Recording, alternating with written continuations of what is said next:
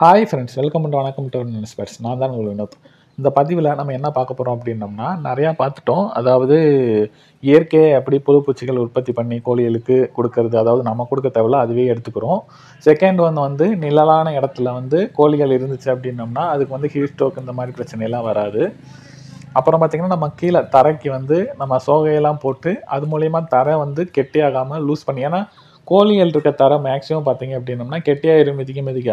இந்த மாதிரி நம்ம போடும்போது என்ன ஆகும்னா புழு பூச்சிகள் உற்பத்தி ஆகும், அதில் மண்புழுங்களாம் டெவலப் ஆகும். அப்போ வந்து தரை வந்து லூஸாக இருக்கும், கோழிகள் கிண்டி இது பண்ணுறதுக்கு யூஸ்ஃபுல்லாக இருக்கும். அப்புறம் நீங்கள் வேஸ்ட்டாக சாம்பல் இருந்தால் கூட வந்து, அதாவது ஏதாச்சும் மட்டைக்கிட்டே எரிச்சிங்க அப்படின்னம்னா அந்த சாம்பலையும் கூட நீங்கள் அங்கங்கே கொட்டி வைக்கலாம், அதுலேயும் அது உருண்டு பெறலும். இப்போ நம்ம மெயினாக வீடியோக்கு வந்துடலாம். இதில் வந்து பார்த்திங்கன்னா நம்ம வந்து பழங்கள் இந்த மாதிரி வந்து நம்ம உள்ளே வந்து நம்ம கொடுத்துருக்கோம். மெயினாக பார்த்திங்கன்னா மாதுளம்பழம் இருக்கும், ஒரு 2 மரம் இருக்குள்ள. அது வந்து நான் வந்து மேக்ஸிமம் நான் வீட்டுக்கு எடுத்துகிட்டு போக மாட்டேன், எல்லாத்தையுமே வந்து கோழிகளுக்கே கொடுத்துருவேன். அதை தான் இப்போ சாப்பிட்டுச்சு பார்த்திங்களா, அதுதான். அதை நான் வந்து பிடுங்கி பிடுங்கி அதாவது ஓரளவுக்கு பெருசானோடனே பிடுங்கி பிடுங்கி உடச்சி போட்டு விட்ருவேன், அதை ஃபுல்லாக சாப்பிட்ரும். அது வந்து இயற்கையாகவே வந்து வகுத்தில் இருக்க புழு பூச்சியா தேவையில்லாத இதெல்லாம் வந்து கிளியர் பண்ணி, நமக்கு எப்படி வந்து பிளட்டை வந்து பியூரிஃபை பண்ணுதோ சேம் அதே ப்ராசஸ் வந்து கோழிகளுக்கும் நடக்கும். நல்லாயிருக்கும், கிட்டத்தட்ட டிவார்மிங் மாதிரின்னு வச்சுக்கோங்க. அதுக்கு நல்லாவே யூஸ் ஆகுது இந்த மாதுளம்பழம். செகண்ட் பார்த்திங்கன்னா இப்போ தொட்டியில் வந்து நான் அப்பப்போ ஒரு 2 நாளைக்கு ஒரு தடவை அந்த தண்ணியை இது பண்ணி விட்டுட்டு பாசத்தெல்லாம் விட்டுருவேன். அதெல்லாமே கோழி சாப்பிடும். ஸோ அதில் வந்து இந்த ஆல்கைன்னு சொல்லுவாங்க, அந்த பாசம் அந்த இதில் வந்து அதுலேயும் சில சத்துக்கள் இருக்குது, அதுவும் கிடைக்கும். அப்புறம் பார்த்திங்கன்னா இந்த மாதிரி வாழை மரங்கள், இந்த வாழை மரங்கள் வந்து நம்ம வேஸ்ட்டாக நிறைய அந்த பழுத்திருக்கும், நம்ம வாழைப்பழம் எடுத்துகிட்டு அந்த மரம்லாம் வேஸ்ட்டாக தான் இருக்கும். அந்த மரங்களை கொண்டு வந்து கோழி செட்டில் போட்டுருவேன். அதை சாப்பிடும்போது வந்து நிறையா வந்து நல்லது நடக்கும். அதாவது எப்படின்னா வெள்ளைக்கல்ச்சல், இந்த மாதிரி நிறையா இரத்தக்கல்ச்சல், அப்புறம் பார்த்திங்கன்னா வகுத்தில் நிறையா பிரச்சனைகள் இருக்கும் கோழிகளுக்கு. அப்புறம் அந்த கோடு மாதிரி, அதாவது எப்படி சொல்கிறதுன்னா வகுத்தில் வந்து ஒரு மாதிரி இது மாதிரி வரும், இந்த சுக்கா மாதிரி சொல்லுவாங்க வகுத்தில், அந்த கோடு மாதிரி இருக்கும்.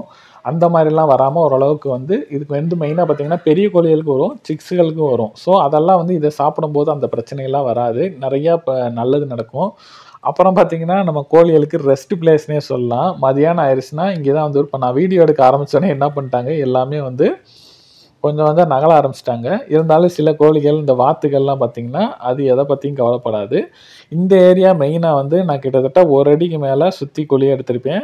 அதாவது எப்படி சொல்லலாம், நீளம் 10, அகலம் வந்து பார்த்திங்கன்னா ஒரு 3 அடி, ஆழம் வந்து ஒரு 1.5 அடி இருக்கும். இதில் வந்து நான் வந்து இந்த வேஸ்ட்டாக மட்டையை, அப்புறம் மாட்டுச்சாணம், இலைக எல்லாம் கிடைக்குதோ உள்ளே போட்டு விட்ருவேன். அதிலேருந்து நிறையா வந்து டெவலப்மெண்ட் ஆகும்.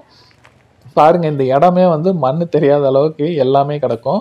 அதாவது இயற்கையாக நம்ம எந்த அளவுக்கு வந்து கோழிகளுக்கு கொடுக்குறோமோ அந்தளவுக்கு வந்து அது நல்லாவே டெவலப் ஆகும். ஏன்னா இயற்கையாக நம்ம எந்த அளவுக்கு நம்ம உணவு கொடுத்தாலும் இயற்கையாக அது வாழ்ந்தால் தான் அதோட எப்படி சொல்கிறதுனா லைஃப் ஸ்பேன் வந்து இன்க்ரீஸ் ஆகும், அதாவது அதோட ஆயுள் காலம் வந்து கூடும். ஸோ அதுக்கு நம்ம அந்தளவுக்கு கொடுக்கணும்.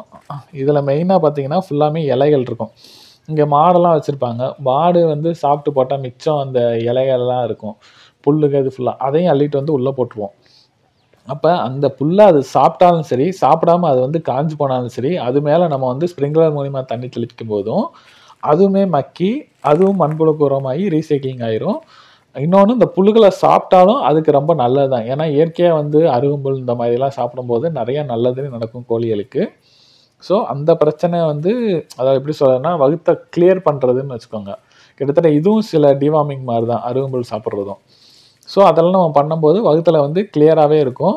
பாருங்கள் எந்த அளவுக்கு அழகாக வந்து கோழிகள்லாம் மேய்ஞ்சிக்கிட்டு இருக்காங்கன்னு சொல்லி. இது நல்ல மதியானம் 1:30 மணி இருக்கும், அந்த டயத்தில் எடுத்த வீடியோ தான். ஆனால் உள்ளே ஃபுல்லாமே வந்து பார்த்திங்கன்னா நிழல் கொண்டு வந்துட்டேன், அதாவது வெயில் வராமல் உள்ளே கொண்டு வந்தாச்சு. அந்தளவுக்கு வந்து மரங்களை நான் வந்து நெருக்கமாக டெவலப் பண்ணிட்டேன். ஓகே ஃப்ரெண்ட்ஸ், இப்போ நீங்கள் பார்த்த அந்த வீடியோ உங்களுக்கு பிடிச்சிருக்குன்னு நினைக்கிறேன். பிடிச்சிருந்துச்சுன்னா நம்ம சேனலை மறக்காமல் சப்ஸ்கிரைப் பண்ணிக்கோங்க, அதோட பெல் ஐக்கான் ஆல் ப்ரெஸ் பண்ணுங்கள். இந்த வீடியோ பற்றின கருத்துக்களை கமெண்ட் பாக்ஸ் மூலியமாக தெரிவிங்க. தேங்க்யூ ஃப்ரெண்ட்ஸ், தேங்க்யூ ஃபார் வாட்சிங் யுவர் வீடியோஸ். நன்றி, வணக்கம். மீண்டும் சந்திப்போம் அடுத்த வீடியோவில்.